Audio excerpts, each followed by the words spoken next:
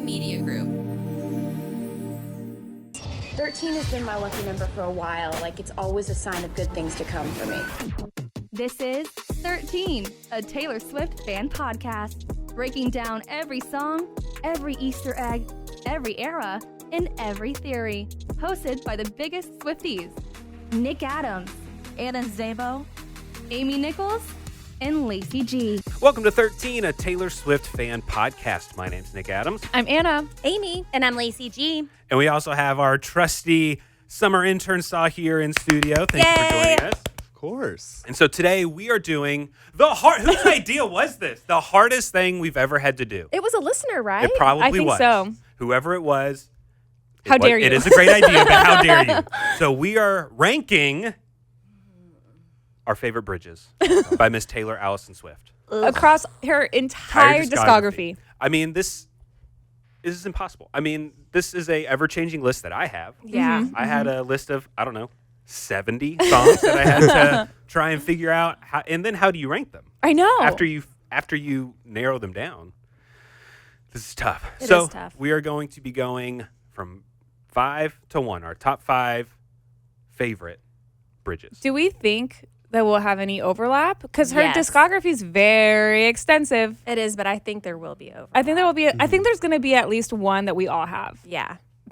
Will we? See, I don't know. I mean, I know I ranked some for different reasons. Like, okay, I'm picking some because they're just so well written, even though maybe it's not my favorite. Or Right. maybe I'm picking one just for what it means to the community or what it means to us. I don't know. Like, a bridge has so many different emotions and feelings wrapped into it. There's so You're many different right. reasons to rank it. So I don't know. At times I thought my ranking was super basic. I was like, I got to change this up. But then I was like, no, this is mine.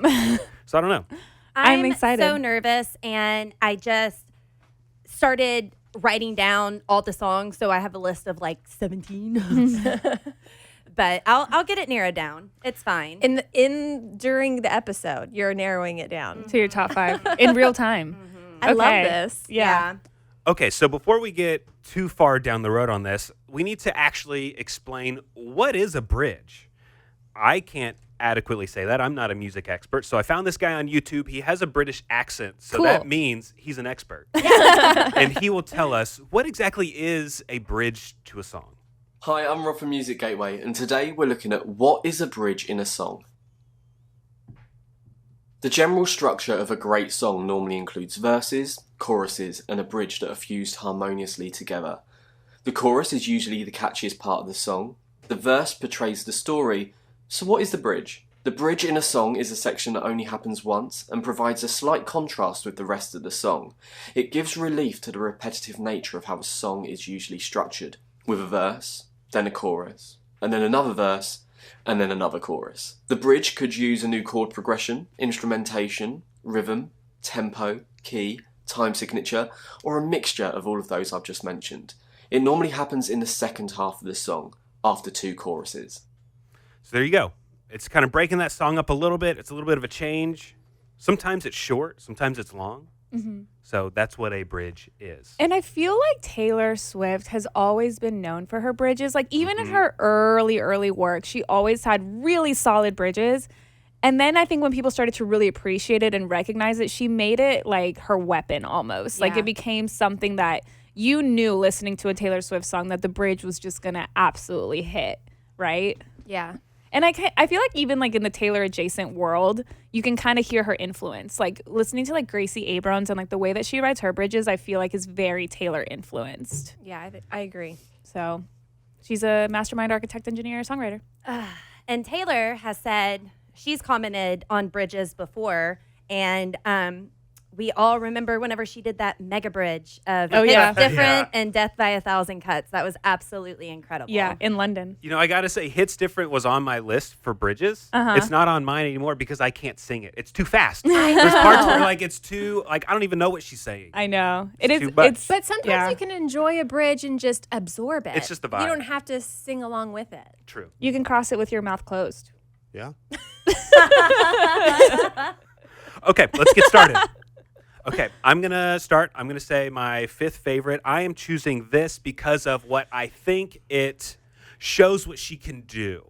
And I love when she kind of gives us a whiplash in a song. Yeah. And I think a great way that she shows this off in her songwriting is in The Last Great American Dynasty. Ooh. When she's singing this song, she's painting the story of this woman who was cast out by society, but then she flips everything on its face, and it makes us like surprised and kind of shocked when she says, "Free of women with madness, their men and their bad habits, and then it was bought by me." It gives me chills. The first time you heard that was like, wait, what? She's singing about her house. Yeah. And the history that it had before. And she kind of does this in her songs where it starts one way, and then by the end, it's different. LOML, things like that. But this takes place in the bridge. And so I just felt like I had to include that because of it just shows off what she can do with her words. That's really good, Nick. I'm so influenced. I hate my list already. Yeah. I want to put that on my list. I know. I'm like, how did I not even think of that one? Okay. All right. Lacey. That was really good, Nick. Okay. So Editing in real time. to narrow it down, I'm just going to say for number 5, I've got 6 weeks of breathing clean air. I still miss the smoke. Were you making fun? Okay, I'm not singing it. But yeah, that bridge in Black Dog that I want to sell my house and set fire to all my clothes and hire a priest to come and exorcise my demons, even if I die screaming. And I hope you hear it because I hope it's shitty in the Black Dog, baby. Yeah. I love, love, love that song. Side note, did you guys see a few weeks ago when we were getting a new pope? I saw people posting videos of Taylor popping out during the tortured poets department because there was white smoke that came up with her. They're like, we have a new pope. That's so funny. I haven't seen People it. are hilarious. That's They really are. funny. Lacey, that is an awesome pick. Yeah, that's really good. All right, Anna, number Okay, 5. so at number 5, I have a tie. Are you going to be ties for everyone? No, Oh my I goodness. only have a tie for number 5 because I put them as a tie because they're from the same album, and in my head that makes it okay for them to be a tie. Okay. Okay, but I have from the Tortured Poets Department, Peter, and How Did It End? The Peter bridge, and I won't confess that I waited, but I let the lamp burn. That whole like. It took me a minute to really appreciate it. And once I really did, like, I don't know. I also think one of Taylor's best lyrics is because love's never lost when perspective is earned. Like, I think that just kind of encapsulates Taylor's discography. And then How Did It End? Like, say it once again with feeling how the death rattle breathing silenced as the soul was leaving. That's true tortured poetry. So I just couldn't like, I'm stressed. But I put those two as a tie of number 5. I do think that the Tortured Poets Department, like as an album, has a lot of some of her best songwriting and like lyrics, and so this was really, really hard, especially coming off of our deep dive. But Peter and How Did It End for me on the Tortured Poets ranked top high bridge wise. So Yeah, So, yeah. I think you're right. I think she mastered bridges yes, during Tortured I Poets. think so. We also had 31 Yeah. choices of bridges to I go know, from. So. I know. So that's what I have for number 5. Okay. All right, Amy. I'm going to have Peter and How Did It End as honorable mentions. Because Amy's over here like crying in the corner. Just wait till we get to number 1. my number 5 is Champagne Problems. Yes. Your Midas touch on the Chevy door. Oh my gosh, it just starts so good. And then everyone stands, the Eras Tour, and claps for nearly 10 minutes. Oh my God, it's so good. I know. It's a great choice. Great. And Amy, you have the same thoughts on this song as Taylor Swift does. Here's what Taylor said in an interview about her favorite bridges. Yeah, Champagne Problems was one of my favorite bridges to write. I really love a bridge where you tell the full story in the bridge. Like you really you shift gears in that bridge. I'm so excited to one day be in front of a crowd when they all sing, "She would have made such a lovely bride. What a shame she's fucked in the head." Like, It's broken. because I know it's so sad. I know it's so sad, but it's those songs like All Too Well. Performing the song All Too Well is one of the most joyful experiences I ever go through when I perform live. So when there's a song like Champagne Problems where you know it's so sad, you know that, but I love a sad song, you know? Me too, Taylor. Yeah. Me You too. were right on that, Amy. What a great bridge. What a great bridge.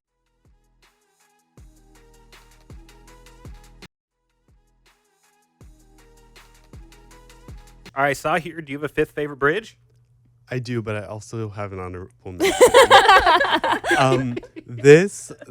So my honorable mention is Illicit Affairs. Just how much we heard it on the Eras tour. And the fact that we only heard the bridge, which is like she wants us to like So true. feel that. So true. My number 5 is So Long London. Oh, yes. Yep. It's just like, it's like a punch the air kind of song, especially that bridge.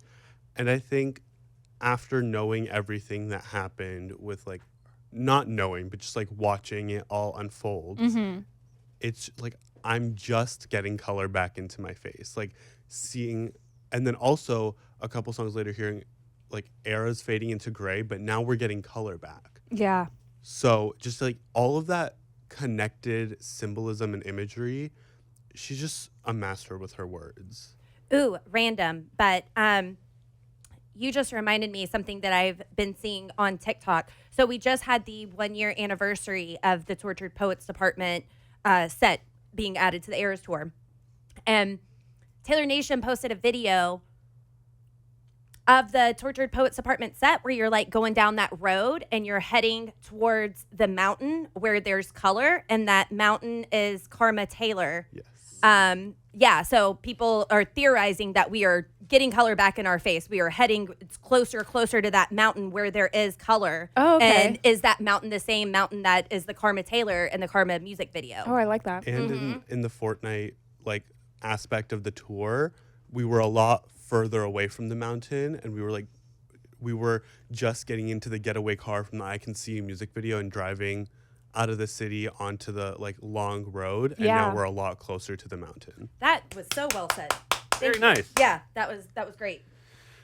All right, for me, number 4, my fourth pick is a bridge that I just think means so much to the Swiftie community. It is nothing but fun. It puts a smile on your face when you can look around at your friends and sing the bridge to Cruel Summer. Yes. There's something about this song when she says that she puts narcotics in her music. This is one of those. It's incredible. It's fun. I mean, who doesn't love singing I Scream for Whatever It's Worth? I Love You Ain't That the Worst Thing You Ever Heard? So good. And I also picked it because it reminds me of the podcast. Yeah. Because when we went to the Eras tour for the very first time, we were all looking forward to singing the bridge. And I remember because Anna had been to the tour before us. And she knew that when Taylor gets to that first bridge, she stops. So everyone has this momentum ready to sing this bridge because we've been waiting because, all her previous plans, the Loverfest, were canceled. We've been waiting to scream the Cruel Summer Bridge forever. And we have all this momentum in the song, and then she stops it. And Anna was like sitting there with her phone, like recording us, looking at us. And it was just a great memory. But yeah, Cruel Summer, it means so much to the Swiftie community. It had to be in the top 5. Absolutely. What a great song. And so incredible that because of the Eras Tour, people got reintroduced to that. It started on the Billboard Hot 100. I mean, it was like her little 5 song years that later. could. Yes. Yeah. Yeah. So great. Okay. Number 4. I'm going to go with Call It What You Want. I love that song. I remember her performance on SNL. Taylor ran away. She was in hiding during Reputation and then came out and was like, I'm in love. Call it what you want. And to say, I wear a chain initial with his chain around his neck, not because he owns me, but because he really knows me. Yeah. And because I fantasize about running away all the time. I think that's why I really like it. You don't need to save me, but would you run away with me? Yeah. And I love that song. Oof, good one. Yeah. All right, Anna. Okay, Number 4. number 4 for me is one that I think I personally am emotionally attached to, and that's Dear Reader from Midnight's 3 a.m. track. Because I think I remember distinctly the weekend that the album came out, we were all sleep deprived, of course, naturally, because of Midnights and everything that we had been through. And then I think the first time that we like parted ways, and I went home and my husband was out of town, and I put the Midnights album just like on my speaker in my living room.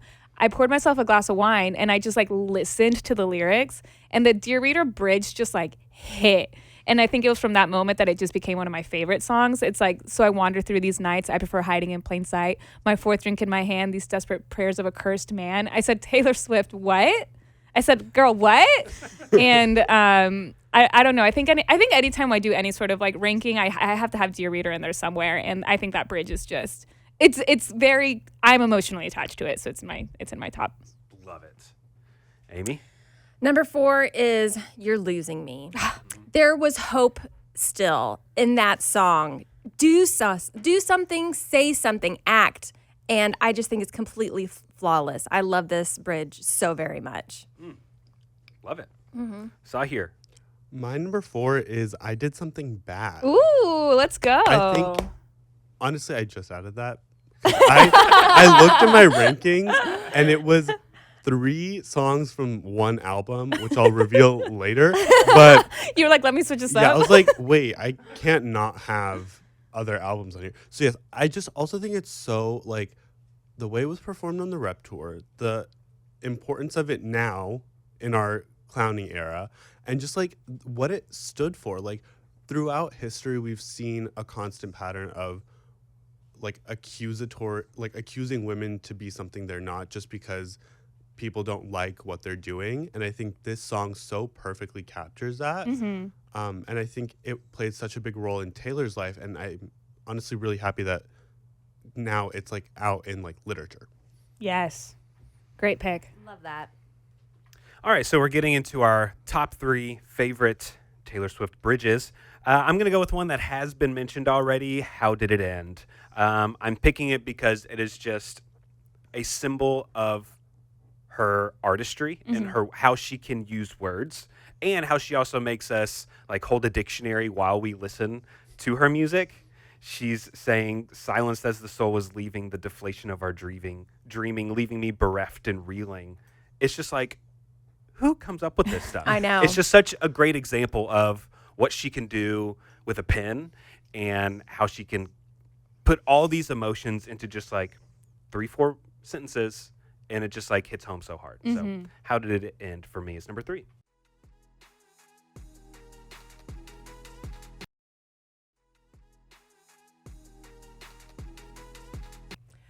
All right, number 3.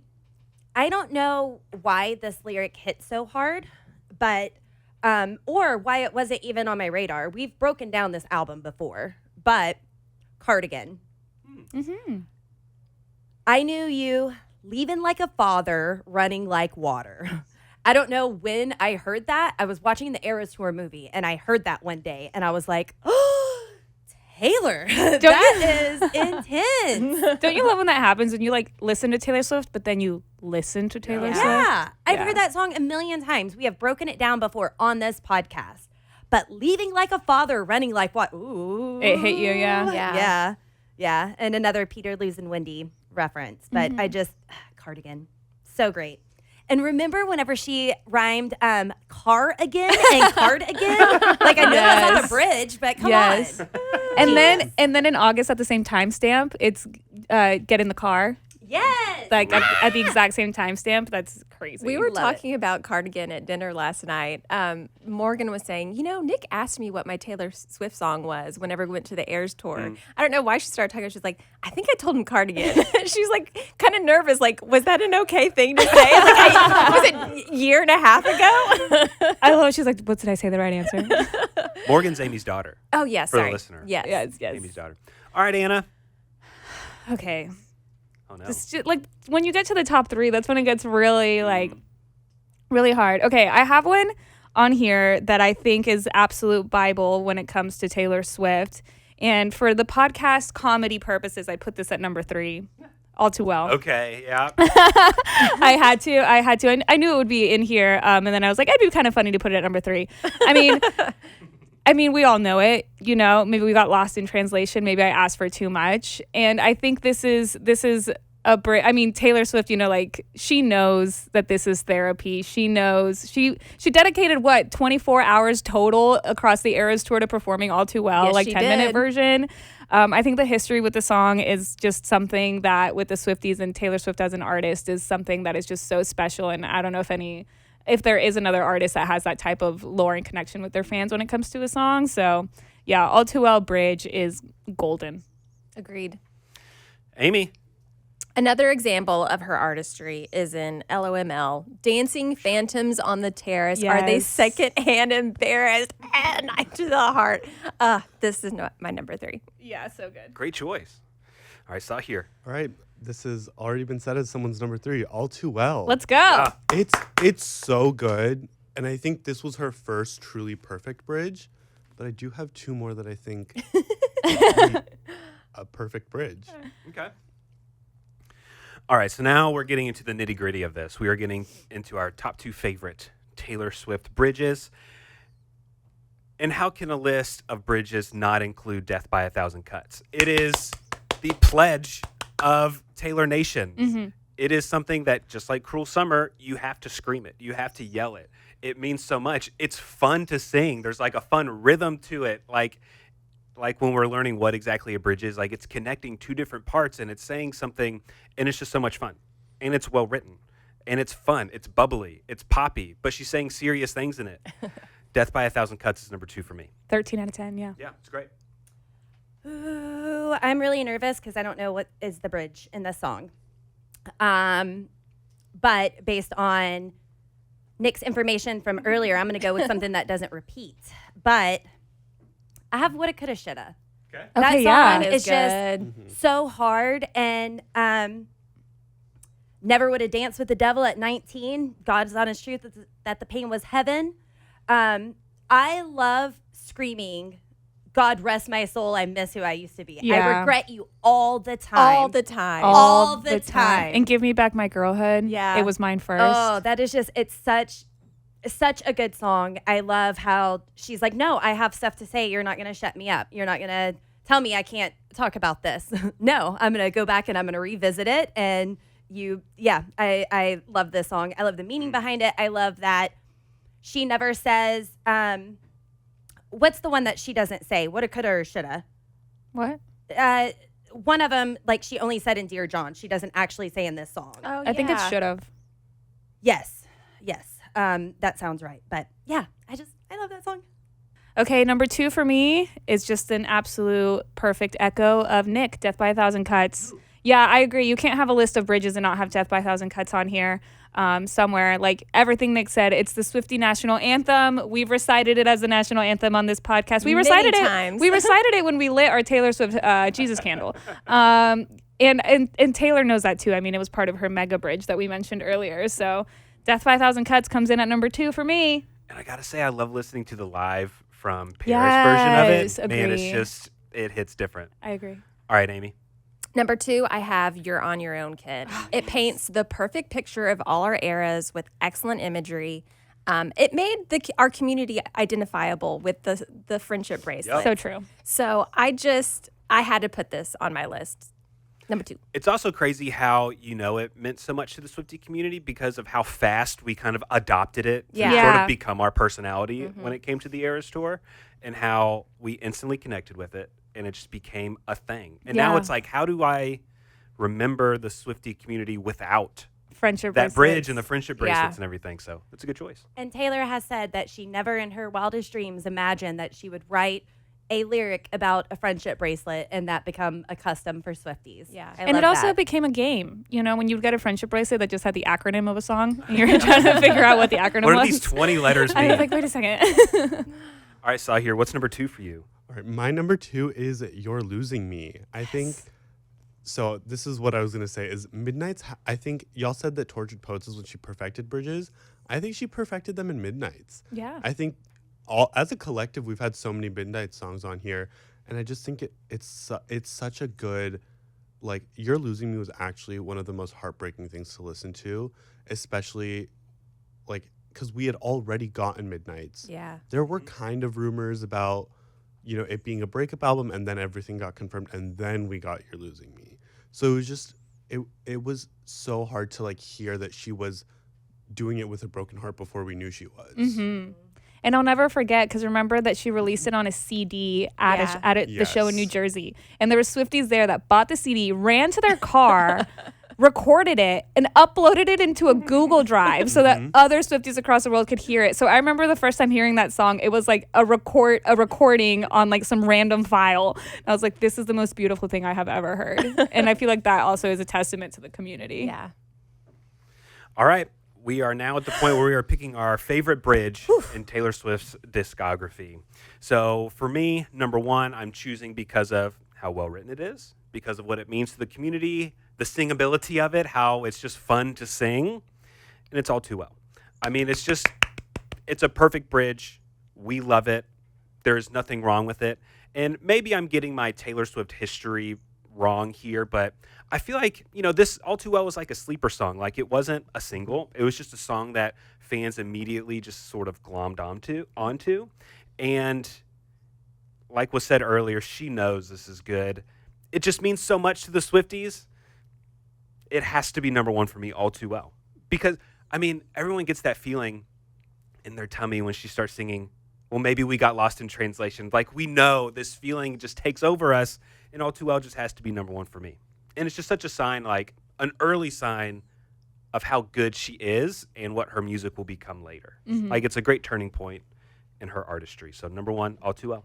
So her Tortured Poets Department dress, the white dress with all the lyrics, people are saying that she's a crumpled up piece of paper Yeah. wearing that dress. Great. Yeah. Incredible. Which is crazy. Okay. Great choice, Nick. Thanks. Shocking. I don't have what y'all think I have. Because obviously All Too Well is superior. Cruel Summer, superior. Champagne Problems, superior. I didn't pick any of those because I wanted to go with a regret I have from the last rankings because this was not on my rankings. And how did I even accidentally overlook this song?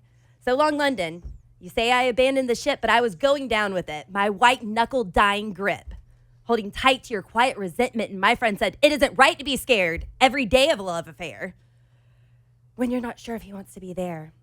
That is just such a well-written song, and visually you can see everything that she's talking about and getting color back in her face, and then full circle Travis Kelce putting color in her face. I love this song. It's so sad, and I love it. Great choice. Awesome. Anna? Okay. The impossible decision of number one? This was really, really, really hard, but I think I have always known that this would be my number one, and maybe this will be a little bit of a surprise for you guys. I think this is one of Taylor's best bridges. It's emotionally driven. It's absolutely heartbreaking. And I don't think it gets the recognition that it deserves, only because we as a podcast have not broken it down yet. And that is Tolerate It. Okay. Yes. Think about it on the Eras tour also. One of the best performances. It was my favorite performance, and then It she cut it. was. So Oh my Yeah. God. It was if she could win an Oscar for that performance. I know. She It's should. it's theatrical, and it's one of those songs where when I'm listening to it, after the bridge, I have to rewind and listen to it again. Yeah. While you were out building other worlds, where was I? Where's that man who threw blankets over my barbed wire? I made you my temple, my mural, my sky. And then I think something that I love about this bridge is that as it keeps going, it doesn't just like fully, it's not just like one compact bridge, but it changes the tempo, and then it keeps going still as part of the bridge, and it's just absolutely top tier, phenomenal, incredible. Tolerate It. I cannot wait until we get to Evermore. I know. And of course it's a track 5. Yeah. Tolerate It, Champagne Problems, and Ivy were my 5 that kept on flip-flopping all the Oh, way yeah, here. yeah. Yes. Anyways, so my number one, Death by a Thousand Cuts, because Great. of the memories. Yeah. It's just so fun, and I loved singing with it here on the podcast and on the Eras tour. It means a lot, and it's a great song. Perfect choice. Yeah, excellent. Saahir, finish us off here. What is your favorite Taylor Swift bridge? First I would like to say, even if I'm not in town, I will literally drive back down when y'all break down Tolerate It, because that is my all-time favorite Taylor Swift song, and I need to be here for that. My favorite Taylor Swift bridge is You're on Your Own, Kid, which, again, like I said, everything about Midnights, I didn't realize how good this bridge was until my best friend was like, no, this is, you need to re-listen.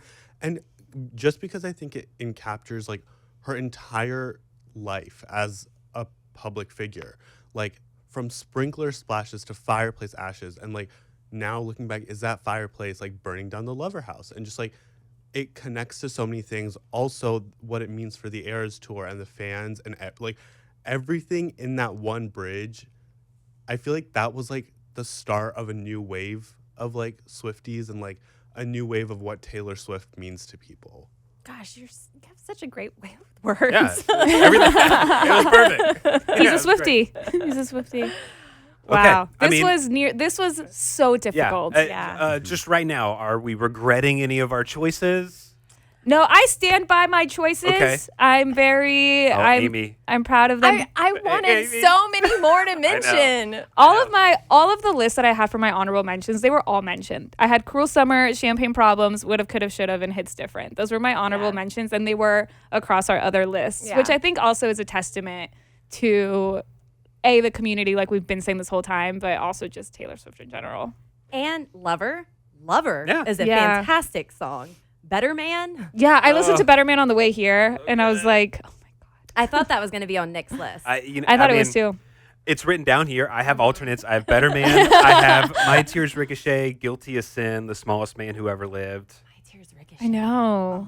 I mean, And Guilty as Sin. Oh Guilty my as God, Sin. so good. I mean, it's kind of like a sexy song, but like, So good. it's a great bridge. It is a great bridge. It is. I choose you and me religiously. What a line. Yeah. So, yeah. That was it. So, right or wrong, those are our guesses. Right or wrong. Those are our picks. Oh my favorite God. bridges. Absolutely incredible. This was really, really hard, but it was a lot of fun. It was. But join us over in the Lobster Lounge. Let us know what bridges are your favorite. What did we forget? What are we going to do next? We're still debating on that. So let us know, station.page/13. And before we go, Nick Adams, let's hear from Kathleen in Texas. We got a voicemail from a sweet listener. Kathleen, here's what she had to say. Hi, 13. This is Kathleen from Texas, and I'm a big fan of your podcast. Just listened to the episode on the manuscript. For work, I am a full-time editor of books, and so I wanted to point out something that I thought was really obvious, but have not heard anyone talk about, which is that the word manuscript refers not only to a handwritten piece of work, but also to an unpublished piece of work. So I think it's significant in the song that Taylor talks about rereading the manuscript of the entire Torrid affair.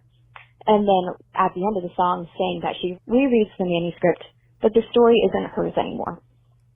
To me, what this signifies is that she's saying that she has basically this whole unwritten story about what actually went on, and the version that we are getting is the version that has been cleaned up for an audience. It's not the full Torrid affair that she has written about in this unpublished piece of work. It is the cleaned up version. It's the version that she wants to present to the world. Does that make sense? I don't know. Love you guys. I hope you're having a great day. Bye. Excellent point. That makes total sense. Absolutely incredible. I think we Wow. need to revisit the entire album. I agree. Just start over. Start over from track one. I'm in. And Wow, what that's a such a great point. literary term. I mean, like I never would have put that together. Also, what a I cool love- job. Yeah, I love that perspective. I love that thought. Thank you so much for sharing that with us. And I always feel like we forget stuff whenever we're recording, or I forget stuff. When we're recording episodes, I saw right after we recorded the manuscript that people are like, the manuscript. This is a man you wrote up and you tried to script out this perfect person that wasn't. And I'm like, Oh, dang wow, it. I yeah. forgot about that. I knew that point and forgot Clever. about it. Yeah. Yeah.